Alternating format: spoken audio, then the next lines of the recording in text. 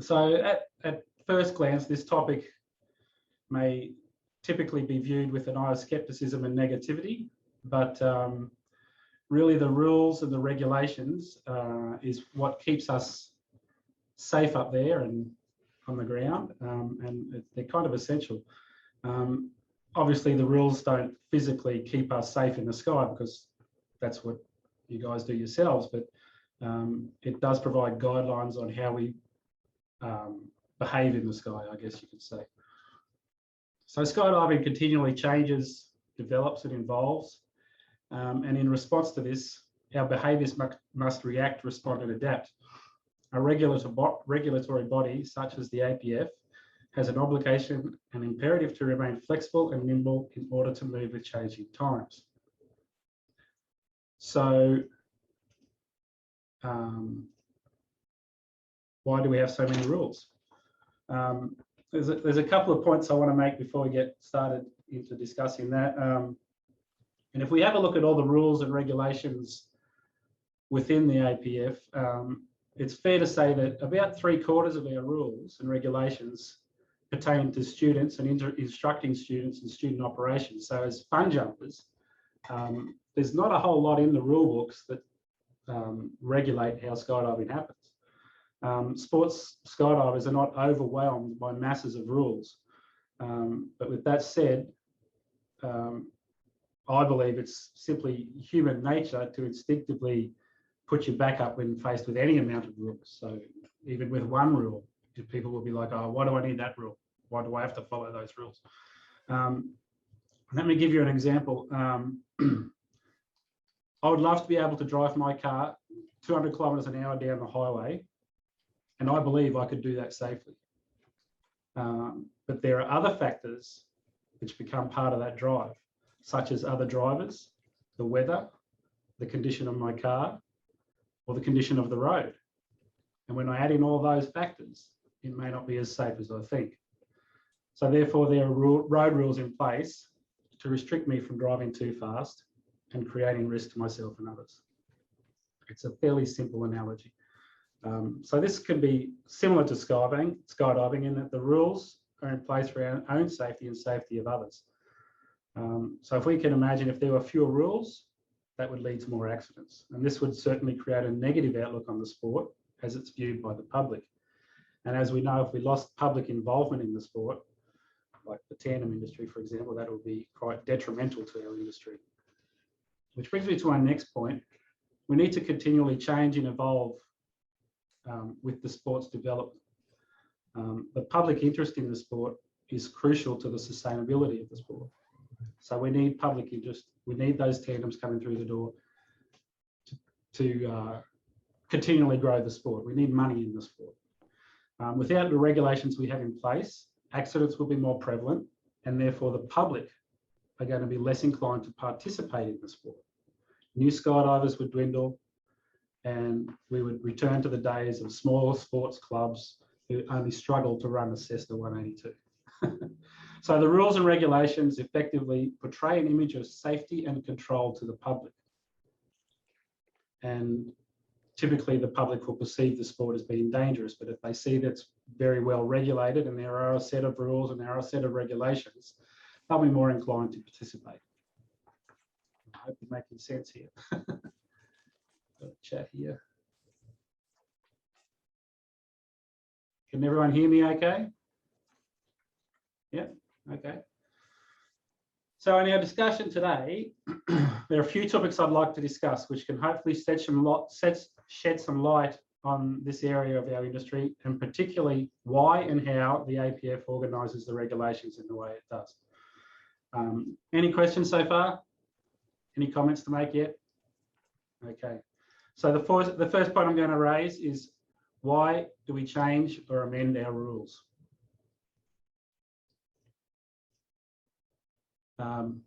Skydiving will always be skydiving.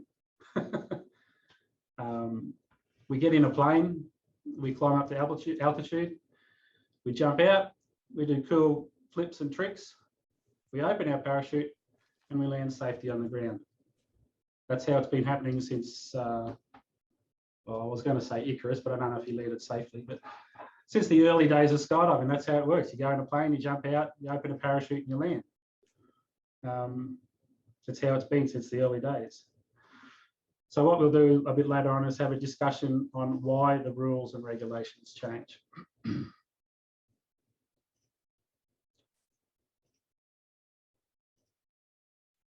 Next, we'll talk about how the rules are changed, or the process that's followed to make the new rules or to amend or delete existing rules. How do we do that? Easy. We do some math, we make some calculations. No, not really. It's much more than that. There are some APF documents and guidelines which set out how the rules are changed. The procedures manual and the recent exposition help us guide our way through new rules and regulations. What else we're going to have a talk about? Technical directives. If you don't know what these are, we'll touch on them very quickly. Basically, they're quick changes. So I'll talk about that very briefly. And finally, we're going to have a look at some recent changes that have happened in the past year and some changes that are coming up in the future as well. So back to our first point. Why do we need to change or amend the rules? Very rarely does the requirement for a change or amendment originate with the APF office. So it's not just the APF officers or volunteers that change the rules. There's more to it. In fact, all the parties involved with the administration of the regulatory changes actually strive to minimize regulations, because if you think about it, the more rules and regulations there are, the more difficult it is and the more oversight is required to control those rules and regulations. So recently there was a project launched by the APF called Project Minimise, which requested members to submit proposals on how to minimise the regulations, or what could be deleted or what could be amended to make the regulations smaller, I guess you could say. There are only a couple of responses, but I was told when I first started working here in the APF office, when I was to look at a document and think, okay, we need to add this rule and we need to add this regulation, everything that we should, when we add something, we should take something out as well. Because if something evolves, there's always going to be something that could be deleted or taken out. So we strive to remove the wording, basically. Without doing this, the rule books are just simply going to grow and grow and grow. A good example of this is CASA. CASA 10 years ago had 800 pages of regulations. So you might think that that's a lot of regulations. There's the acts, all the different acts, there's all the different advisory circulars, a whole bunch of different stuff. But 10 years ago, 800 pages of regulations. Currently, 10 years later, they've got about 3,000 pages of regulation. So yeah, if you think the APF has got a lot of rules and regulations to maintain and monitor, CASA's got a lot more. Basically, what we strive for is the minimum amount of regulations. So the minimum amount of numbers of words used to maximise efficiency. So to cover all of our bases, we just want as few words as possible. Yeah, so our next point here is our ideas for change may come from member input. So you recall from conferences in the past, there was always there's always an opportunity for the members to put their hands up and say, well, why is this here? Can we change this? This isn't working. How about this? And it's always a good place for the starting of a rule change proposal. A good example of this is there was a recent change to CRW equipment compatibility. So that's allowed a CRW coach can now do that compatibility for crew equipment. And that came about from a CRW training camp because they wanted to swap and change equipment, but there wasn't a rigger there to do it for them, so they couldn't do it. So it didn't work, basically. So the guys that were on that training camp came to the APF and said, hey, this is what's happened, this is our situation. What can we do about that? And therefore, the rules and regulations were changed. So the next 2 points here, finding or recommendations from a coroner and the analysis of incident reports. To kind of group those two together, recommendations from a coroner are always considered. It's a difficult situation because, you know, a coroner does one job and skydivers do another job. So, and the two don't really correlate together. So typically a coroner's office has very little knowledge about skydiving, so it's difficult for them to make accurate and possible recommendations. They are guided by industry experts when they make these recommendations, and they're guided by the APF as well. But we also should be aware that a coroner's report only includes recommendations. So they're not actually directions, or we don't have to comply with everything the coroner says.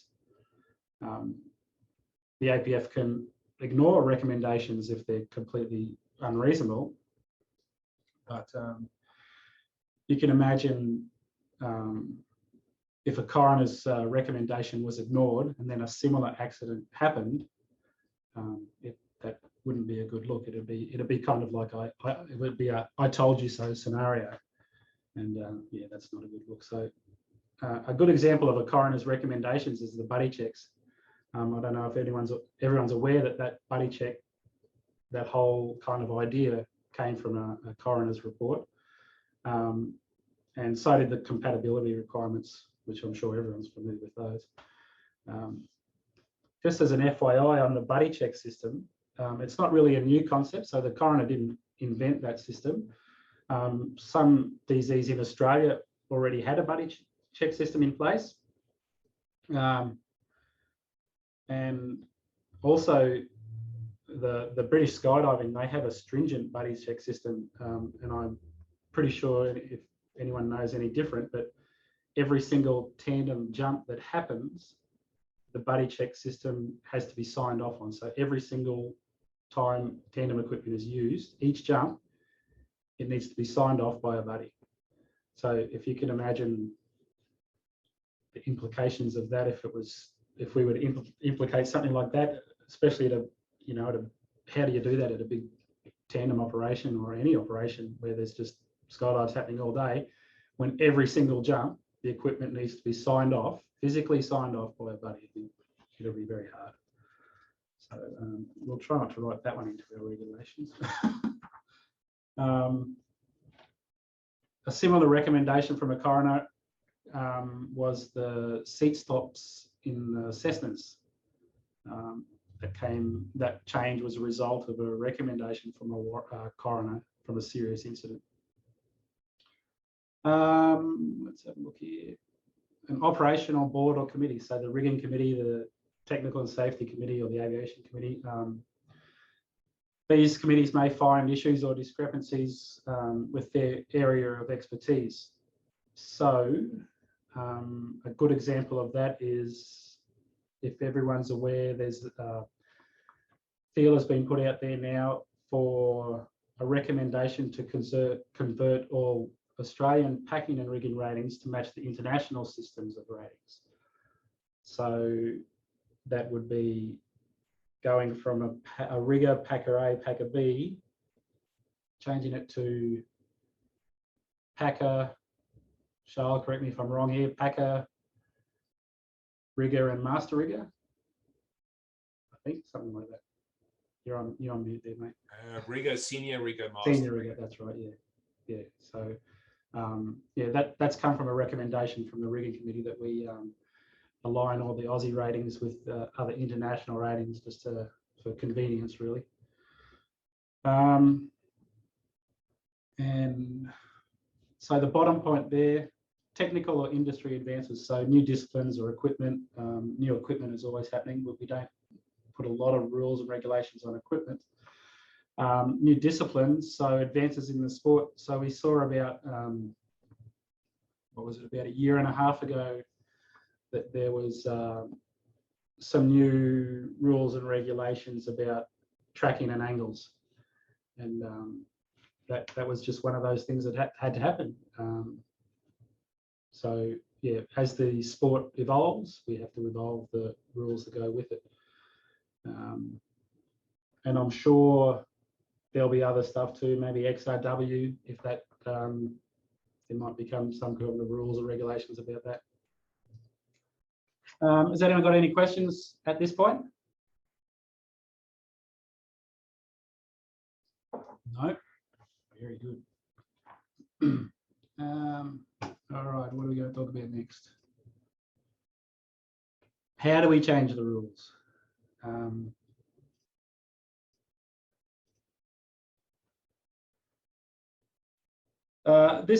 This process, the NPRM, which is kind of older terminology, but it's not unique to the APF. So a lot of governing bodies will have an NPRM process,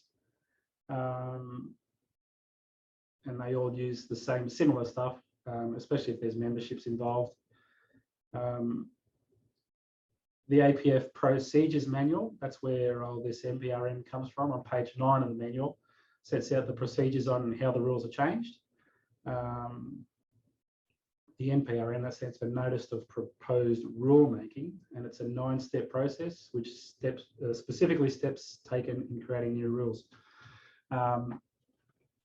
So step 1, the proposal is received. So we just talked about how we're going to not how we're going to change, how do we get to rule changes? So from a coroner or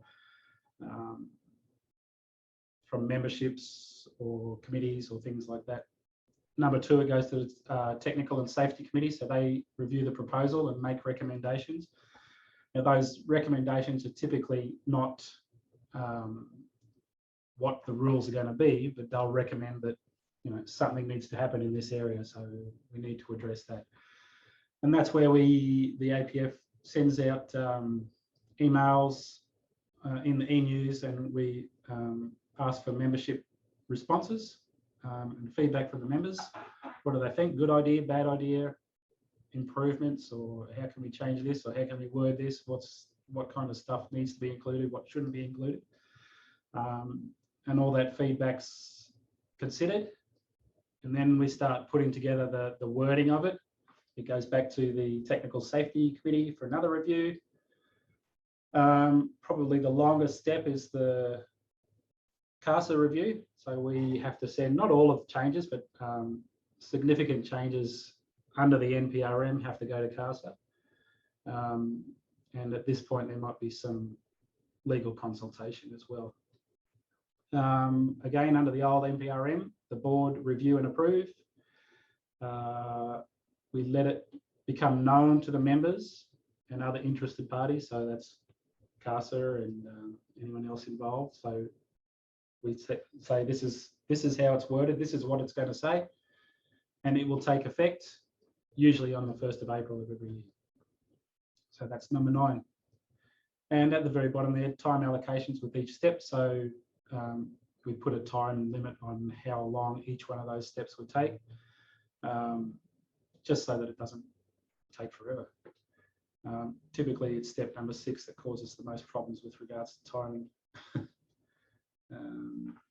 So that's the NPRM in the procedures manual, but I'm sure most of you are aware of that the APF are approved under Part 149 now, which basically means we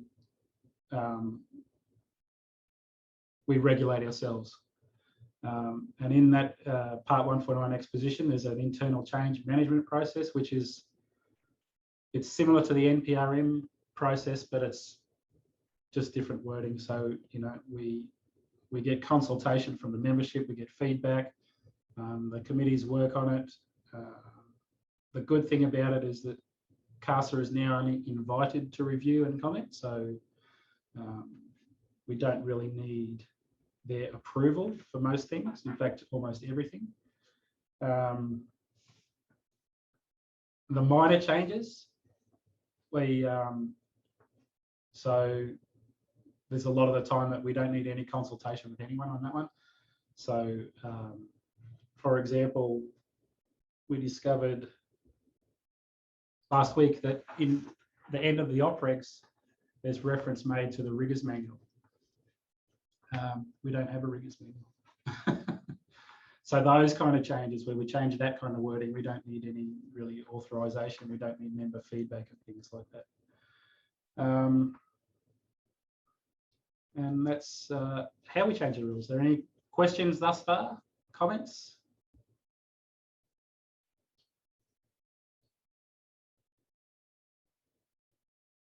Yeah, okay.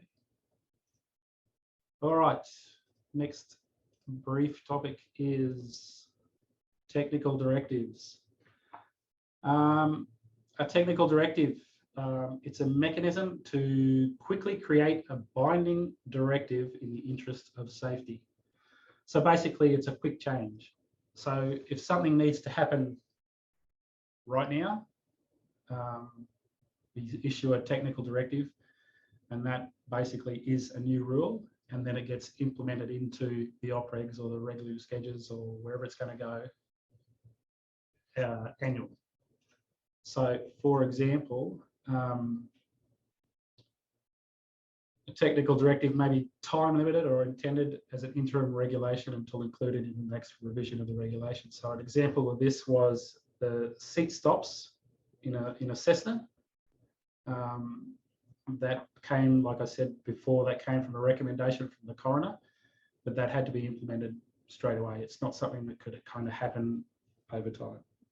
Similar with the grounding of the Argus, the AAD Argus. I don't know if people remember the Argus, but it was an AAD that was malfunctioning quite often, and suddenly they said, okay, no one's allowed to use Argus anymore. So we had to the APF had to write a technical directive that said no one's allowed to use an Argus in Australia anymore. A technical directive can also be written to allow for the implementation of a new rule. So if you recall the compatibility requirements, so the signing off that all your gear is compatible, obviously that wasn't expected to happen straight away. So there was a technical directive written that allowed for the phasing in of that new regulation. So it's not only to write the rules, but it's to allow the rules to be implemented. That's a technical directive. All right, any questions so far? I feel like I'm talking a lot here. All right, some recent changes. So these are the changes that went in this year. The conversion of other skills and qualifications allows members who have gained experience or qualifications, particularly overseas, to convert to APF qualifications. That's a good one because in my time, I've done the AFF instructors course 4 times because that rule didn't exist somewhere. So we've finally, it's come to fruition that overseas skill and qualifications can be recognised. Secondary seat stops for Cessnas, I mentioned that one. The crew mains, I mentioned that one. 12-month reserve cycle for novices. The display general requirements. The parachute instructors manual. I hope everyone is aware that that PIM, the old-fashioned PIM, is no longer the 140 pages or whatever it was. It's been split up into, well, 4 guides, and then the weather guide was added onto the back of it. So now for each instructor rating and endorsement, there's pretty much a separate guide for it. So you don't have to be trialing through the one thick manual, parachute instructor manual, to find all your information and to study.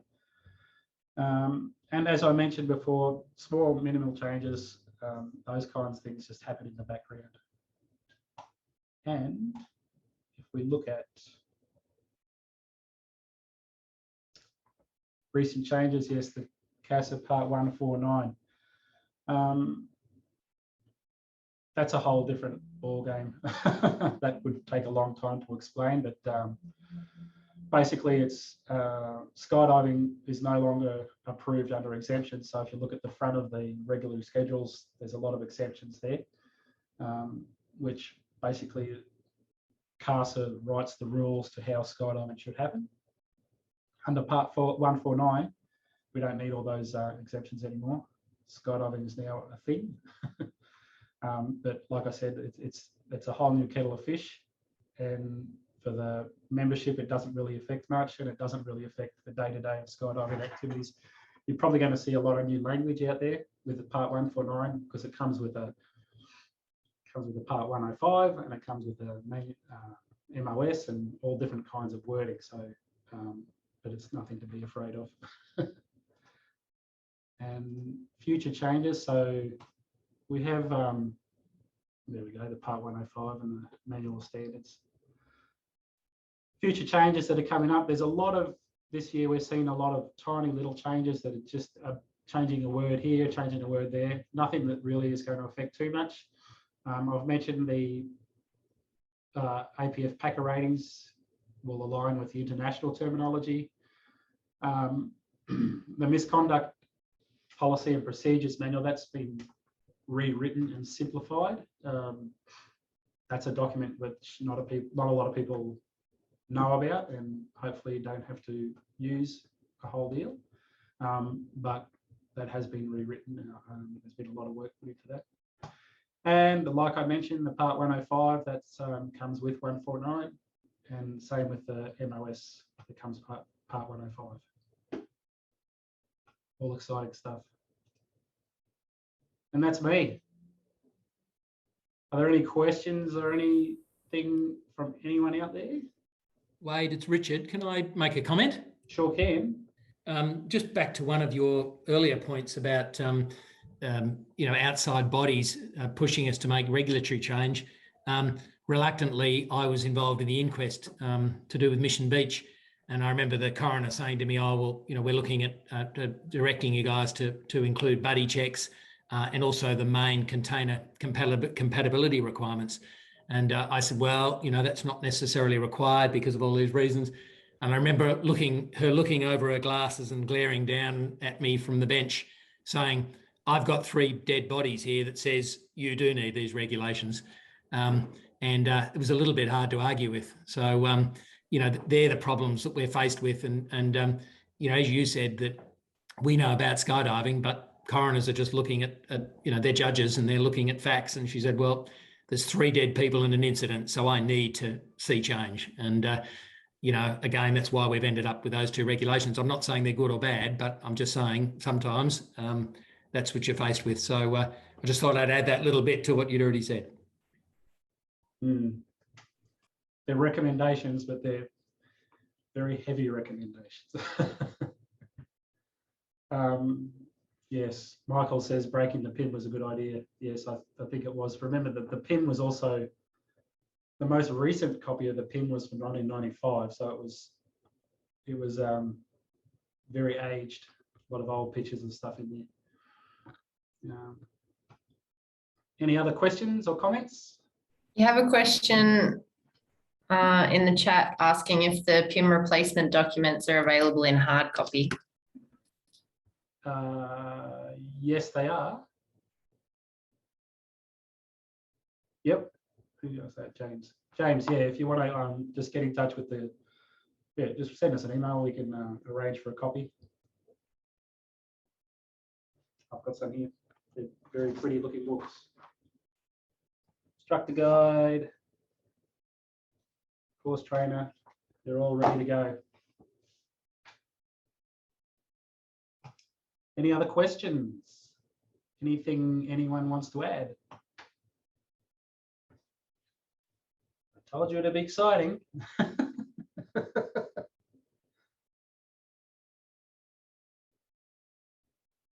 Okay, if there's no questions for Wade, obviously you may have questions afterwards. If you think of anything, don't hesitate to email Wade or give him a ring in the office. it's, yeah, thank you, Wade. You made a very... No worries. I'll just add up to the end of that. If anyone has anything to say about the regulations, whether it be good, bad, or anything, if something's not working on drop zones, let us know. It's the feedback that we need. That's how these things work. Without the member feedback, it's hard to make recommendations. It's hard for anyone to kind of move around with these things. Like the way I see the OPREGs and the RS is they're a very fluid document, and they need to keep fluid, but it's not just from the APF office that keeps it fluid. It needs all the member feedback. That's how we can improve. And if things aren't working, or if someone sees a rule that we just don't need anymore, let us know. Please, feedback is everything. That's all. Yeah, thanks, Wade. Yeah, as I was saying, you made a potentially boring subject quite interesting. And what you mentioned earlier about Project Minimize, I'd like to extend the challenge to everybody. If you can find a way to reduce our regulations without affecting safety or other outcomes, please let us know. We'd like to reduce regulations and reduce the volume of rules.